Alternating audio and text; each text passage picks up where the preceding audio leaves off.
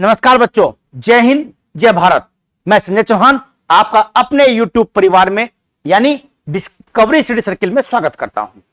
आज एक नई क्लास के साथ।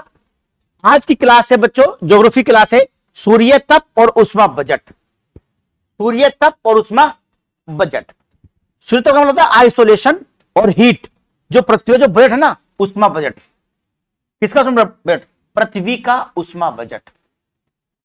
इस पृथ्वी का उष्मा बजट क्या है? देखो, आप जानते हैं बच्चों, ये ग्लोब है यानी पृथ्वी है। इस पृथ्वी पर लगातार सूरज से प्रकाश आता है। जब इस पृथ्वी पर लगातार सूरज से प्रकाश आ रहा है, इन्हें सौर विकिरण आ रहा है, इस पृथ्वी पर जितनी भी ऊर्जा वाली गतिविधियां हैं, उन ऊर्जा का मुख्य एक ही स्रोत है, वह है सूर्य। इसलिए बोलते हैं सूर्य की ऊर्जा को, धन्यवाद बच्चों, सौर्यक ऊर्जा बोलते हैं। सौर्यक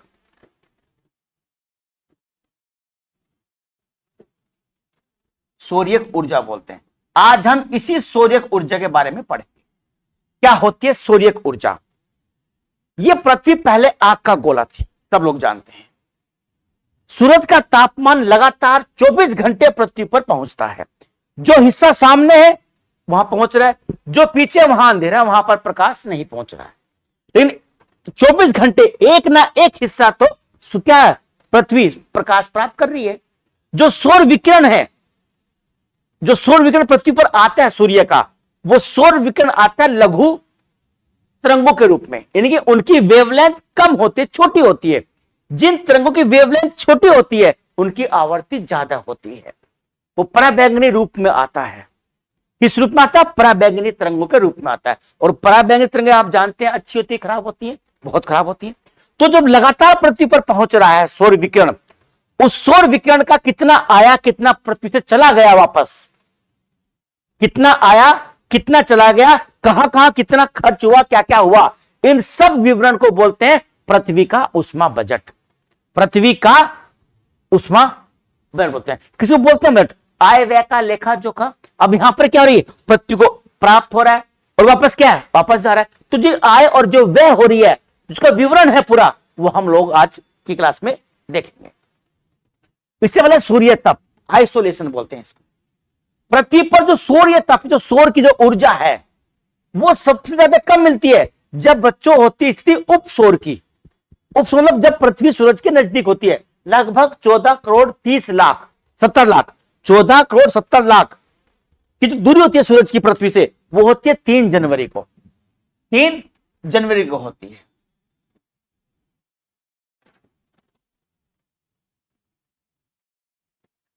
तीन जनवरी को ध्यान रखना।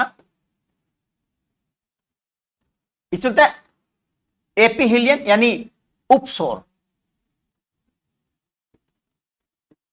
इस दिन पृथ्वी सूरज के नजदीक होती है 14 करोड़ 70 लाख 70 लाख किलोमीटर की दूरी पर होती है पृथ्वी सूरज से। तो नजदीक है, तो सौर तप की प्राप्ति क्या होगी? ज्यादा प्राप्ति होगी। तो 3 जनवरी को सूर्य तप की प्राप्ति ज्यादा होती है। इससे जो दक्षिणी गोलार्ध है हमारा, वो सौर तप को अधिक प्राप्त करता है। ये गोलार्ध कम प्राप्त करता है, ये गोलार्ध ज्यादा प्राप्त करता है। कि सूरज जो था ना 3 जनवरी को, वो इस गोलार्ध में होता है, हम होते हैं इस गोलार्ध में। इसलिए हमारे यहां सर्दियां होती हैं और यहां क्या होती है? गर्मियां होती हैं। नजदीक है। 4 जुलाई को अपसौर होता है।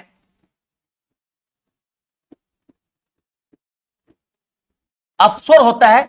इस दिन पृथ्वी लगभग 15 करोड़ से कुछ अधिक किलोमीटर दूर होती है पृथ्वी से। अपसौर दूर होती है। जब दूर होगा तो सौर तप की प्राप्ति कैसी होगी? कम होगी। तो सौर तप की प्राप्ति कम होती है। ज्यादा कब होती है? 3 जनवरी को। और कब कम होती है? 4 जुलाई को। 4 जुलाई, 4 जुलाई की डेट है, ये कम होती है। इसे बोलते हैं अपसौर, उसे बोलते हैं उपसौर। ये तो सूर्य तप। अब पृथ्वी पर जो सूर्य तप जो प्राप्त होता है कुल मात्रा में, वो ज्यादा कहां होता है? वो होता है उपोष्ण क्षेत्र में। कैसे होता है देख लीजिए आप।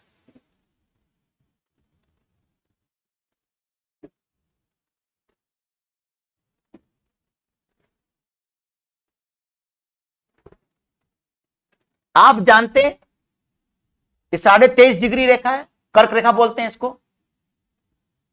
ये 23.5 डिग्री मकर रेखा, इसके बीच का क्षेत्र होता है उष्णकटिबंध, 66.5 ऊपर, 66.5 नीचे, इसे बोलते हैं उपोष्ण। उपोष्ण, उपोष्ण, उपोष्ण मतलब होता है क्या? उपोष्ण यानी जहां पर उपोष्ण की स्थिति होती है। नहीं, उपोष्ण तो ये है। अच्छा, ये तो शीतोष्ण है, शीतोष्ण आपको।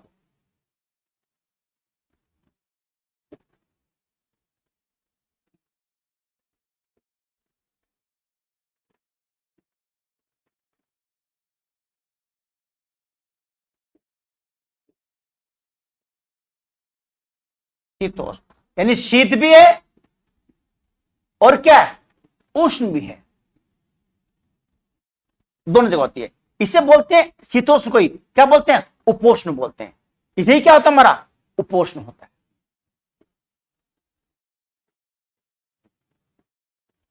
शीतोष्ण और उपोष्ण एक ही बात है। इस क्षेत्र में प्राप्ति ज्यादा होती है सूर्य तप की। किस क्षेत्र में देखेगा आप, इसमें ज्यादा प्राप्ति होती है। कारण क्या है, ये क्षेत्र बादल रहित होता है। इन क्षेत्रों में बादल क्या मिलते हैं, कम मिलते हैं। जब बादल कम मिलेंगे तो ऊपर से प्राप्ति क्या होगी, सौर तप की ज्यादा प्राप्ति होगी। तो उपोष्ण क्षेत्र में या कह लो शीतोष्ण क्षेत्र में सौर तप की प्राप्ति क्या होगी, ज्यादा होती है। जो क्षेत्र आपका ये इलाका जो उष्ण का, जो गर्मी ज्यादा होती है, यहां वाष्पीकरण भी ज्यादा होता है, ऊपर जलवाष्प की मात्रा भी क्या होगी, ज्यादा होगी। जब जलवाष्प ज्यादा होगी, संघनन होगा तो बादल ज्यादा बनेंगे, बारिश भी ज्यादा होगी। तो इस इलाके में बारिश भी क्या होती है, ज्यादा होती है, गर्मी भी ज्यादा होती है। ऊपर क्या है, शीतोष्ण है, ना शीत ना उष्ण, यानी दोनों है, ना बहुत ठंडा ना बहुत गर्म। तो इस इलाके में बादल कम बनते हैं। जब इस इलाके में बादल कम बनेंगे, इस इलाके में जब बादल कम क्षेत्र होंगे इस क्षेत्र में, तो आपको यहां पर बादल कम बनेंगे तो आयुष की प्राप्ति क्या होगी, ज्यादा प्राप्त होगा। ठीक, चलिए ये तो आपका सूर्य तप। अब जो हम लोगों को पढ़ना है पृथ्वी का उष्मा बजट, इससे क्वेश्चन बहुत पहले आते हैं, बहुत पहले आ चुके हैं और आगे भी आएंगे पक्का। इसके लिए मैंने डायग्राम बना रखा है, ये देखिए आप, ये पृथ्वी है, इसके ऊपर ये जो है विभिन्न पर्वत पठार है, पहाड़ियां हैं। ये ऊपर आपका वायुमंडल की ये ऊपरी परत है, सबसे ऊपरी लेयर है। जो नीचे है ये आपका अलग अलग है, ये क्षोभ मंडल है, फिर समताप मंडल है, फिर मध्यम मंडल है, फिर आयन मंडल है ना। इस तरह के अलग अलग मंडल है। आप देखो उसमें क्रम से, ये हमारे सूर्य भाई साहब है, ये कैसे हमारे सूर्य हैं।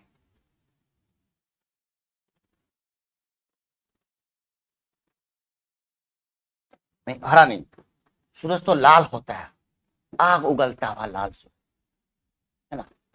आग पीला बनाएंगे, पीला, ये वाला पीला, ये देखिए आप,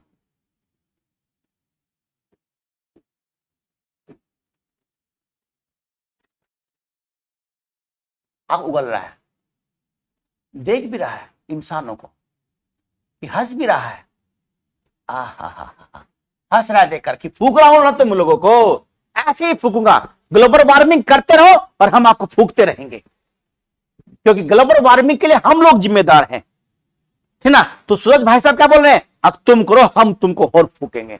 सितंबर में भी कितनी गर्मी पड़ रही है, दिख रहा है ना आपको। ये सब देखो, सब ग्लोबल वार्मिंग की वजह से। पृथ्वी है, अच्छा लगता है ना आपको हाथ में लेना, बहुत अच्छा लगता है कि पूरी पृथ्वी अपने कब्जे में, पूरी पृथ्वी अपने कब्जे में, अपने हाथ में पूरी पृथ्वी। वाह वाह क्या बात है। चलिए खैर देखते हैं, सूरज से जो विकिरण आता है वो विकिरण बच्चों लघु तरंग के रूप में आता है, लघु तरंग के रूप में, और ये पराबैंगनी किरण के रूप में आता है। लघु तरंग जो होगी उसकी वेवलेंथ क्या होगी, छोटी होगी, और उसकी आवृत्ति क्या होगी, ज्यादा होगी, नुकसानदायक भी ज्यादा होगी, है ना। याद रहेगी बातें, याद रहनी चाहिए आपकी बातें जो मैं बता रहा हूं, लिखते रहिएगा साथ में। तो ये जो विकिरण ऐसे आता है लघु तरंग के रूप में, जैसे पृथ्वी पर आया, मान लीजिए सूरज है इधर, ऐसे आया, यहां पर वायुमंडल शुरू हुआ, जैसे प्रकाश आया तो पूरे वायुमंडल में ऐसे फैल जाएगा ना, ऐसे फैल जाता है। जब आप कोई टॉर्च लेते हो और टॉर्च आप दीवार पर मारते हो तो प्रकाश दीवार पर क्या होता है, ऐसे फैल जाता है। इस समस्त प्रकाश अध्रुवित प्रकाश होता है, फैल कर चलता है। प्रकाश चलता तो सीधी रेखा में प्रकाश है ना, प्रकाश चलेगा सीधी रेखा में, पर जब वो किसी बिंदु पर पड़ता है तो फैल जाता है। तो ऐसे जब प्रकाश आया तो पूरे वायुमंडल में प्रकाश फैल गया। तो प्रकाश पूरे वायुमंडल में फैल गया। जब प्रकाश फैला पूरे वायुमंडल में तो सबसे जो ऊपरी लेयर थी, ऊपरी लेयर हमने मान लिया कि 100 इकाइयां आई या 100% इकाइयां, हमने 100 इकाई मान ली। 100 इकाई मान कर वो क्वेश्चन में पूछता है जब 100 इकाई पृथ्वी पर आएगी ऐसे, तो क्या वो पृथ्वी पर लगा जितनी 100 आई तो क्या 100 की 100 वापस चल जाएंगी, 100 की 100 यहां रह जाएंगी। जितना आ रहा है अगर इतना पृथ्वी पर रह गया, 100 का 100 रह गया, या 100 में से 1% भी रह गया, या 0.0001 भी रह गया, तो अब तक तो पृथ्वी जलकर नष्ट हो जाती। बच्चों जितना सौर विकिरण आता है उतना ही क्या होता है, वो वापस, यानी जितना हमने कमाया उतना हमने गंवा दिया, वापस कर दे। लो भाई हमें नहीं चाहिए आपका पैसा, तुम हमें भेज रहे हो ना, हमको नहीं चाहिए, तुम ले जाओ अपना पैसा। तो वो लाएंगे, हम सौर विकिरण आएगा और उतने क्या करते हैं, हम खर्च कर देंगे इसको, ये वापस कर देंगे। पृथ्वी पर कुछ भी नहीं रुकेगा, कुछ भी नहीं रुकेगा। अब वो क्वेश्चन जो बनता है बच्चों ध्यान रखना, कितना कहां से जाता है, कितना कहां व्यय होता है, ये देखिएगा। दूसरी बात एक होता है एल्बिडो, ये आप याद रखेगा। एल्बिडो, एल्बिडो क्या होता है ध्यान रखिए। पृथ्वी पर जो सौर विकिरण आता है, पृथ्वी पर जो सौर विकिरण आया, उस विकिरण को वापस भेजने की जो क्षमता होती है किसी वस्तु की, उससे हम उसका एल्बिडो कहते हैं। जो वस्तु जितना ज्यादा भेज देगी वापस, वहां पर तापमान कम हो जाएगा। जो कम भेजेगी वहां गर्मी रहेगी। रेगिस्तान है उसका एल्बिडो कम होता है, रेत का। बर्फ है उसका एल्बिडो ज्यादा होता है। सबसे ज्यादा एल्बिडो बर्फ का ही होता है कि बर्फ के ऊपर जो सौर विकिरण आता है वो समस्त सौर विकिरण को वापस भेज देती है। जब वो सारा वापस भेज देगी तो अपने आप वहां ठंडक क्या होगी, ज्यादा होगी। रेगिस्तान का सौर क्या होता है, एल्बिडो कम होता है। बर्फ का तो एल्बिडो इतना ज्यादा होता है कि बर्फ पर जब चारों तरफ आपके बर्फ होगी तो आपको चमक मारती है, आपकी आंखें खराब हो जाती हैं। इसलिए आपने देखा होगा कि जो लोग ना कारगिल में जाते हैं, सैनिक हमारे, या जो लोग प्रधानमंत्री भी गए, आपके बाकी मंत्री भी गए, बहुत सारे हीरो हीरोइन भी गई हैं, पत्रकार महोदय भी गए हैं, महोदया भी गई हैं पत्रकारों में, वो सब काला चश्मा लगाते हैं। चश्मा किस लगाते हो, स्मार्ट बनने के लिए नहीं, स्मार्ट बनने के लिए नहीं लगाते चश्मा। वो चश्मा लगाते हैं किसके लिए, चोंद पड़ती है बर्फ की, किरणें पहुंची सूरज की, एल्बिडो ज्यादा है, वापस आ रही सारी के सारे सौर विकिरण, तो चमक क्या मारेगी, चमक मारेगी। जब चमक मारेगी तो आपकी आंखें चौंधिया जाएंगी, आंख खराब होने का डर होगा।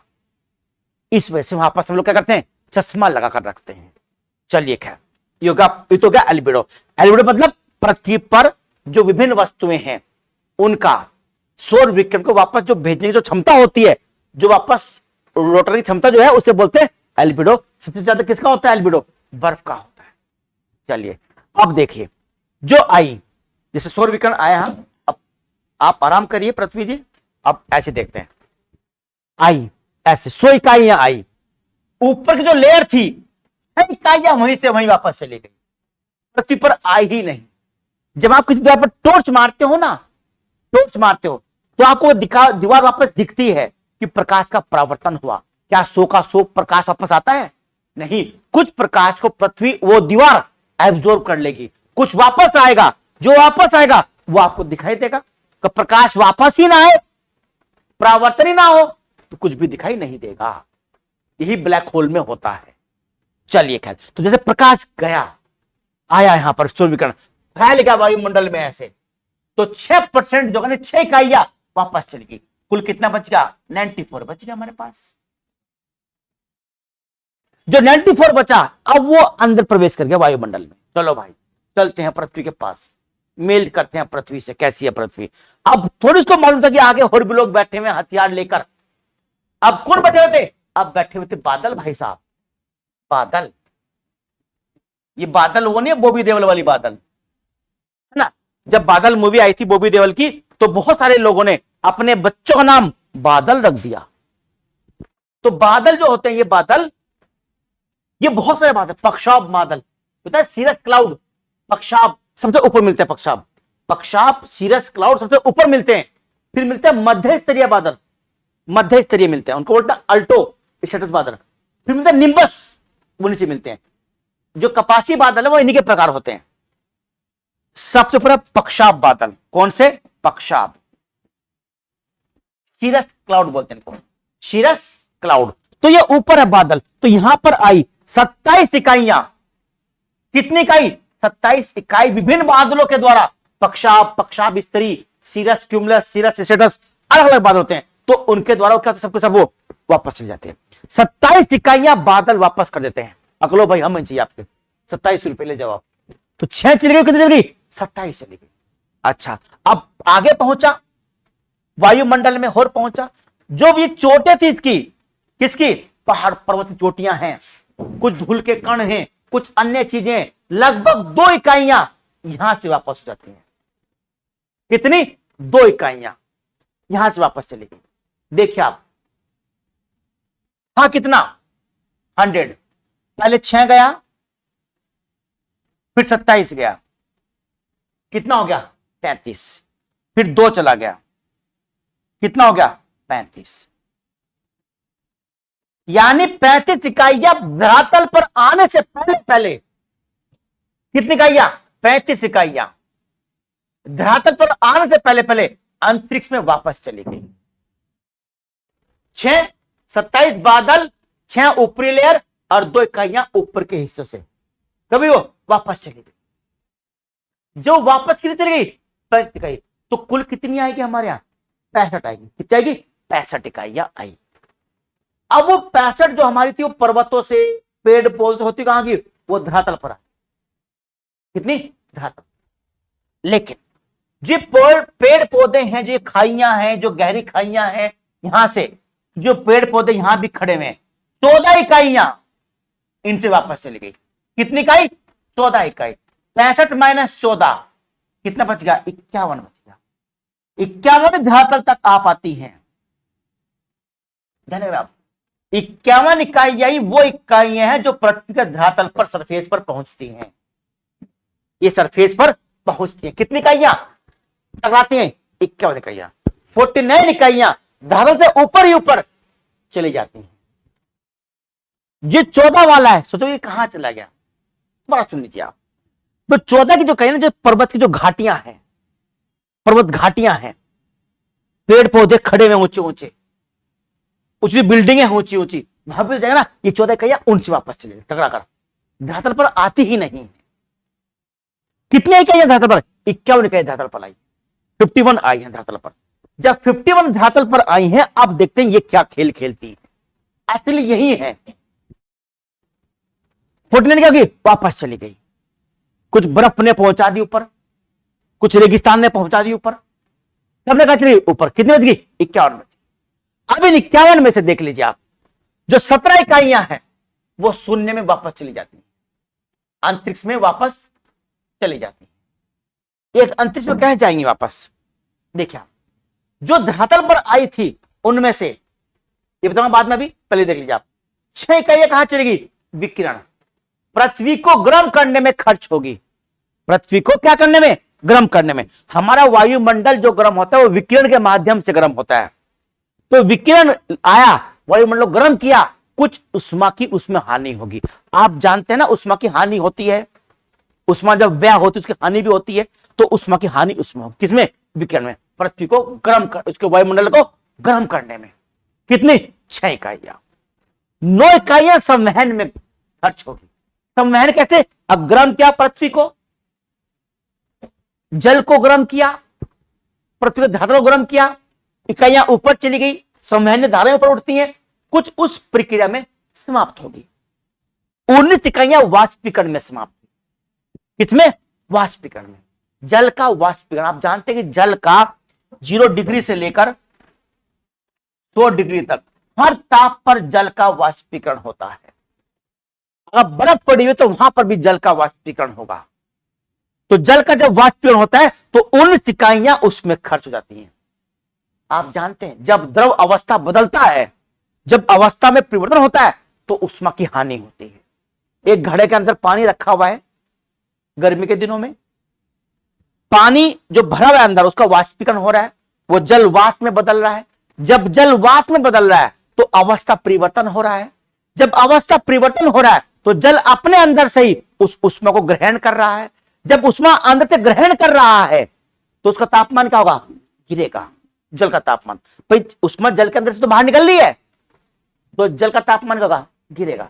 जल का तापमान कम हो जाएगा, जल ठंडा हो जाएगा। जब ऊपर संघनन होता है, संवहन के बाद क्या होगा, ऊपर संघनन होगा क्योंकि ओसांग बिंदु मिल जाएगा। जब उस पर संघनन होगा यानी जो जलवाष्प थी वो वापस जल में बदलेगी, तब भी अवस्था परिवर्तन हो रहा है, तब भी उष्मा की हानि होगी। यानी 6% 9 और 19 ये हम खर्च कर देते हैं पृथ्वी पर, वाष्पीकरण में, संवहन में, संघनन में। ठीक, अच्छा जो 17 इकाइयां हैं जो चली गई हमारे यहां पृथ्वी पर, वो जो इकाइयां हैं वो हमारे धरातल ने वापस कर दी। कब हमारे धरातल ने वापस कर दी वो इकाइयां।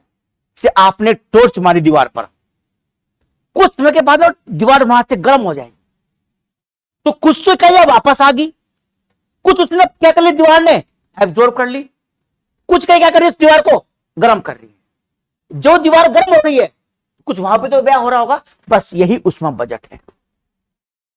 बचपन में आपने क्या भी हो गया, अभी भी आप बचपन में हो तो कर सकते हो, एक लेंस लो, उत्तल लेंस रखो सूर्य के सामने और लगा दो सामने अखबार पे, अखबार जल जाएगा, है ना। तो इतनी ताकत होती है इसमें, किरणों को एक जगह एब्जॉर्ब वो लाना होता है। ओलंपिक की मसाल भी तो इससे जलती है कि ओलंपिक की मसाल में लगाते तिल्ली, ले भाई जला दे मसाल, नहीं। ओलंपिक की मशाल जो जलाते हैं वो सूरज की किरणों से जलाते हैं, सूरज की किरणों को लेंस से गुजारते हैं और लेंस जब उसके ऊपर पड़ता है तो उस पर जल उठता है, उसमें केमिकल होता है, वो केमिकल जल जाता है इस तरीके से। तो ये बच्चों उष्मा ये निकल रहा है बाहर, ये खर्च कर रहे हैं 6 9 19 ये खर्च हो जा रही है और 17% हमारा धरातल जो है गर्म होने के बाद वापस भेज दे रहा है। 6 हमारे वायुमंडल गर्म कर रहा है, 9 संवहन संघनन में इस्तेमाल हो रहा है, 19 वाष्पीकरण में उपयोग हो रही है, कुछ उपयोग हो रही है, कुछ वापस चली जा रही है। तो कुल मिला के जो वापस जाती है, ध्यान रखिएगा बच्चों, कितनी, लगभग 66। तो कितनी बची, 19 और 9 28, 28 और 6 कितना होगा, 34। 34% ही हम यूज करते हैं, यानी 66 इकाइयां बिना कुछ करे, पृथ्वी को केवल कुछ बिना कुछ करे वापस चली जाती हैं। कैसे, आप जानते हैं, 6 यहां भेजी, 27 यहां भेजी, 2 यहां भेजी, 14 यहां भेजी, 17 यहां भेजी। ये जान लीजिएगा कितनी कितनी कहां भेजने हैं, सबको जोड़ लीजिएगा, ये जोड़ आएगा। तो ये इकाइयां हम वापस भेजते हैं, जो इकाई का हम खर्च कर लेते हैं, कुछ वाष्पीकरण में, कुछ संवहन में, कुछ विकिरण में। क्वेश्चन यूपी टेट में आया था उस बजट का कि कितनी इकाइयां, कितना परसेंट हम पृथ्वी धरातल से वापस भेजते हैं। तो धरातल से भेजते हैं 17, कहां का 17, ये रहा 17। पूछे ऊपरी लेयर से कितना भेजते हैं, 6। पूछे बर्फ से कितना भेजते हैं, 27। पूछे हिम चोटी से कितना भेजते हैं, 2। पूछे वाष्पीकरण में कितना खर्च करते हैं, 19। विकिरण में कितना करते हैं, 6। संवहन में, संघनन में कितना करते हैं, 9। ये आपका जाना, ये सब जोड़ लोगे तो 100 आ जाएगा। अब इसके बाद कहानी क्या होती है, ये सब आप डायग्राम बना लीजिए, इसके बाद की कहानी मैं आपको बताता हूं। ये डायग्राम मिटाने के बाद, इसको मिटाते नहीं, इसको ऐसे कर लेते हैं। ये आपकी पृथ्वी है,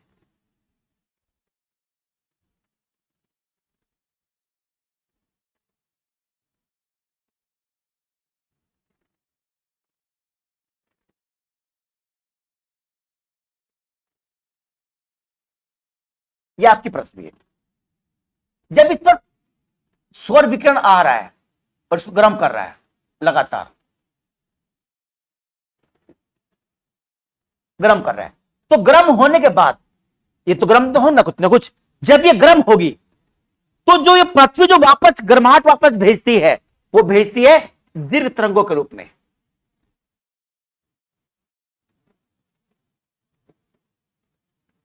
किस रूप में? दीर्घ तरंग, इसे बोलते हैं दीर्घ पार्थिव तरंग, दीर्घ पार्थिव तरंग के रूप में वापस भेजती है। दीर्घ पार्थिव तरंग जो पृथ्वी की खींचती है ना, भाई पृथ्वी तो गर्म होगी हमारी, जब हमारी पृथ्वी गर्म होगी, ये बेचारी कि आ रहा है ना प्रकाश, तो 6 वायुमंडल गर्म कर रहा है, कुछ धातु गर्म करके वापस चला जा रहा है 17, तो जो गर्म हो रही है ये भी तो प्रकाश बाहर भेजेगी, गर्माहट। जो गर्माहट बाहर भेजती है उसे बोलते हैं दीर्घ पार्थिव तरंग, दीर्घ पार्थिव तरंग बोलते हैं। आते कैसे? लघु रूप में आता है, जाते कैसे? दीर्घ में। मेहमान आता है लुक छुप कर, भाई कोई आ जाए, चलो कुछ खाना पीना मिल जाएगा। जब ज्यादा चौड़ा हो जाता है, भाई आप तो खाए पिए मौज हो गया, तो जाता है किस रूप में?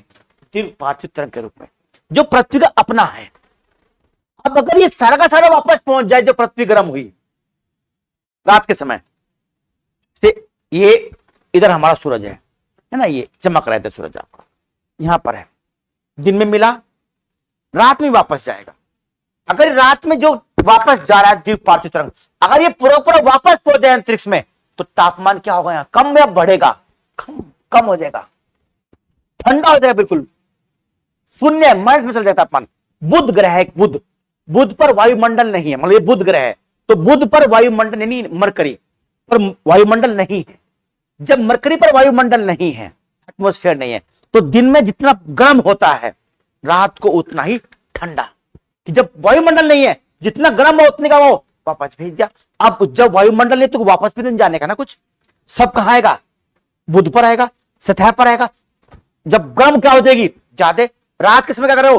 क्योंकि वायुमंडल नहीं है, तो वापस भेज देगा सारा। तो दिन का तापमान भी 300 के आसपास, 350, रात का तापमान भी -350 के आसपास होता है। यह बुध का।